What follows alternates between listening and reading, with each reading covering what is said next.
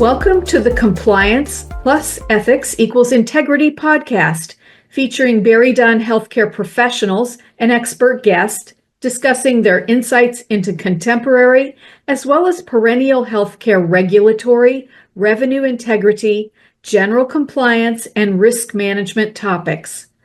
I am Robyn Hoffmann, a senior manager in BerryDunn's healthcare practice group.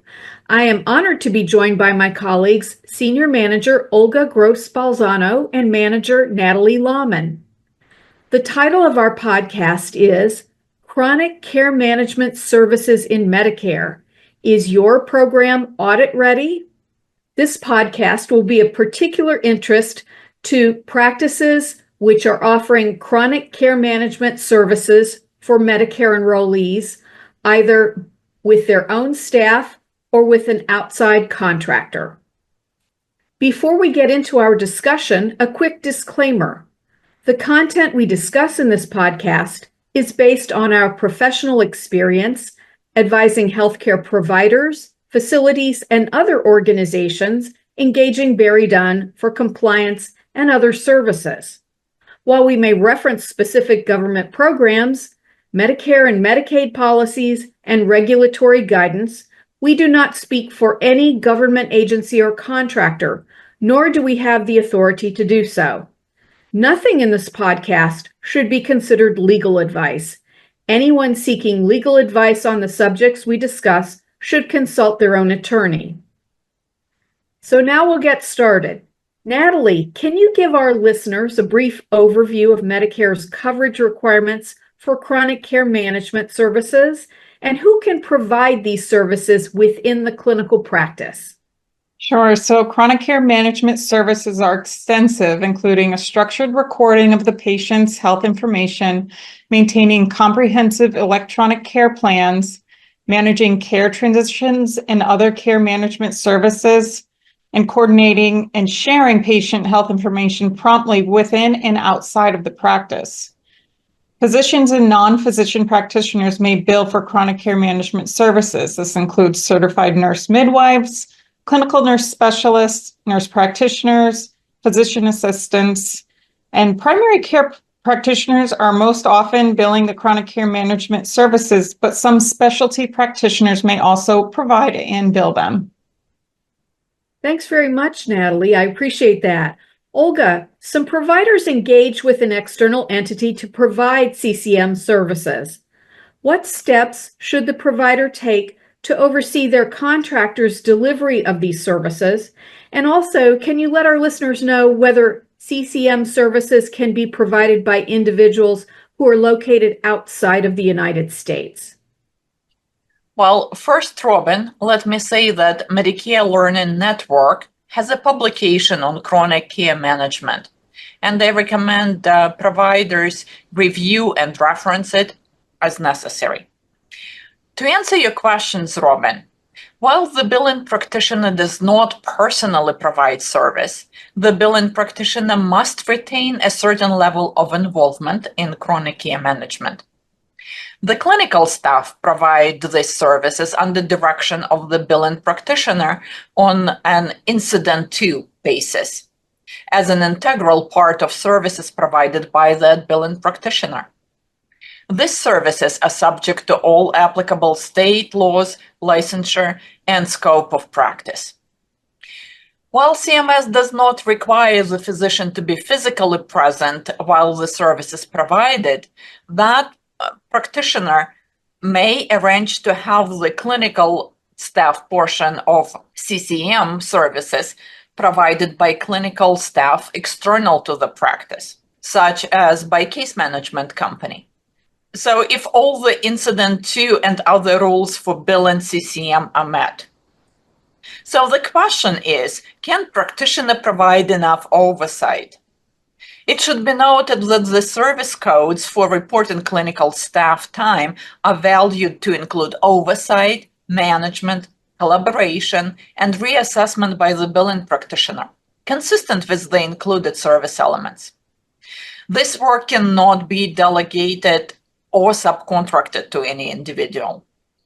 And additionally, complex CCM, which is CPT codes 99487 and 99489, include moderate to high complexity medical decision making by the billing practitioner during the service period, and activity that cannot be subcontracted.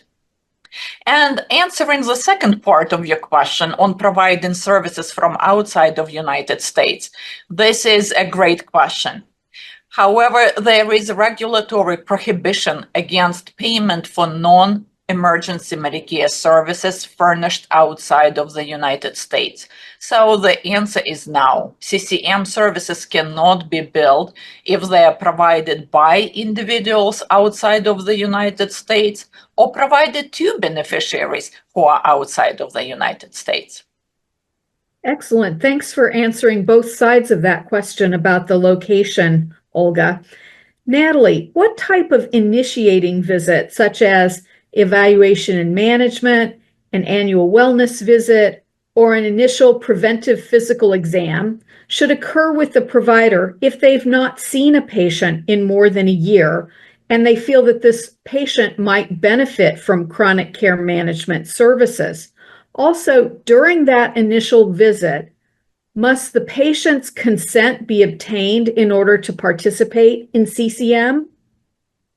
Yes, so before the CCM services can start, CMS does require an initiating visit for new patients or patients who the billing practitioner hasn't seen within the previous year. The initiating visit can happen during a comprehensive face-to-face evaluation and management visit, an annual wellness visit, or the initial preventative physical exam. If the practitioner doesn't discuss CCM during that visit, whether it's an E&M, AWV, or IPPE, it cannot count as the initiating visit. A face-to-face initiating visit isn't part of CCM and can be billed separately. Providers must get the patient's written or verbal consent for CCM services before a practitioner bills for it. This helps to ensure patients are engaged and aware of their cost-sharing responsibilities and also helps to prevent duplicate practitioner billing. Providers must also inform the patient of these items and document them in their medical record. This includes the availability of the CCM services, the possible cost-sharing responsibilities, that only one practitioner can provide and bill the CCM services during a calendar month, the patient's right to stop CCM services at any time, and that the practitioner explain the required information and whether the patient accepted or declined services. Patients need to provide informed consent only once unless they switch to a different CCM practitioner. Thank you, Natalie. Olga, as you, Natalie, and I were talking about CCM, we all noted that this service is being scrutinized by Medicare Recovery Audit Contractors, or RACs, as well as Medicare Administrative Contractors. How would a provider receive notification if they've been selected for a post-payment review by either a RAC or a MAC?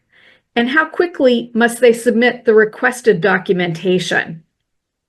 Well, great question, Robyn. And Natalie mentioned overpayments related to duplicative services, and that's really what Medicare administrative contractors are focused on. But first, let's look at it this way. So RACs conduct both complex and automated post-payment reviews. And automated review occurs at the system level, while the complex reviews require a qualified individual to review the medical record. In order to obtain medical record and any supporting documentation, RAC shall issue additional document request, also known as ADR in our alphabet soup of healthcare, to ensure that payment is made only for the services that meet all Medicare coverage, coding, billing, and medical necessity requirements. what the providers may see is that Medicare fee-for-service reviews are conducted not only by Medicare administrative contractors, but also by supplemental medical review contractors, also known as SMRC. You mentioned recovery audit contractors, and then also Unified Program Integrity Contractors, UPICs. So when we look at post-payment reviews, MACs, SMRCs, and RACs normally allow 45 calendar days, not business, calendar days, to submit additional documentation in response to contractor's request. It is very important to note here that usually these agencies try to communicate via an email, a portal, which are much faster ways of receiving that request. However, if your organization went through maybe some turnover or did not fully set up the portal, or the person is out of office, you may not be getting that electronic notification.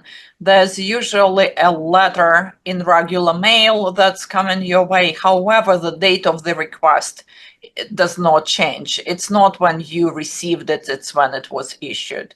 So 45 days.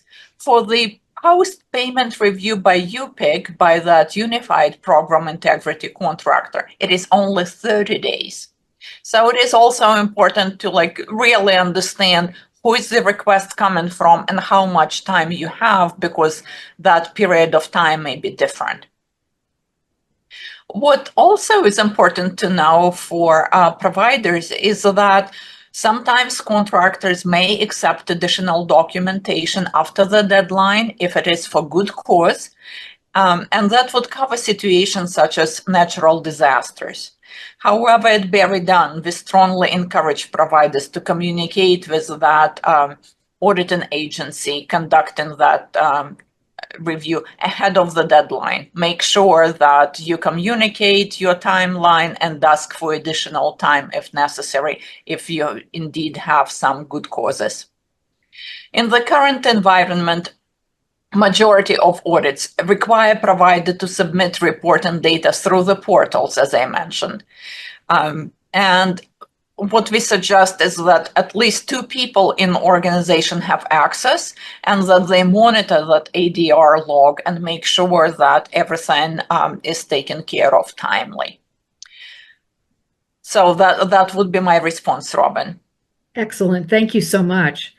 So as we wrap up our conversation today, I'd like to invite Natalie and Olga to offer our listeners your top 2 takeaways for healthcare providers who either offer chronic care management services within their own practice setting or who engage with a third party to provide these services to ensure that your organization is audit ready. Natalie, your thoughts? I would definitely recommend performing an internal review of your documentation, starting with just running a report of how often you've billed this code, checking to see if multiple providers billed it on the same patient, and then looking at the medical record documentation to see that you are meeting the requirements as outlined in the CMS MLN article. Thanks, Natalie. Olga, your thoughts? Completely agree with Natalie. And in addition to that, I would say that structuring your response to provide information that is requested in that letter is critically important. Don't just submit everything you have, because this is a situation where less is more. You need to provide only information that was specifically requested. And we also suggest that you number your request item, your response to the request with the same structure that the letter requested that information, to help the reviewer see those important pieces and not miss anything that you needed to submit. Because if the information is not provided, the auditor can reject the claim and you will lose that payment. Excellent. And I would add that If you're engaging with a third party, in other words, if you're contracting to have these services provided for your patients, it's really important that you conduct an internal audit of your provider's performance, if you will, to make sure that they are, in fact, complying with all of the CCM requirements, which can be complicated. So I'd like to thank you, Natalie and Olga, for sharing your insights today on this important topic. We've reached the conclusion of today's discussion about chronic care management. Is your program audit ready? When visiting BerryDunn's website to access this podcast, our listeners may also access links to several important documents from CMS, which Olga and Natalie have both referred to today. These include the Medicare Learning Network booklet from May of 2024, and also a document that's from August of 2022, but which is still a current one, which is FAQs about practitioner billing for chronic care management services. We've also included an OIG audit from August of 2021. We thank you for listening to this episode of BerryDunn's Healthcare Insights Compliance plus Ethics equals Integrity podcast. We welcome listener questions and feedback about the ideas we discussed in this episode, as well as suggestions for topics we should consider developing for future episodes. Many thanks.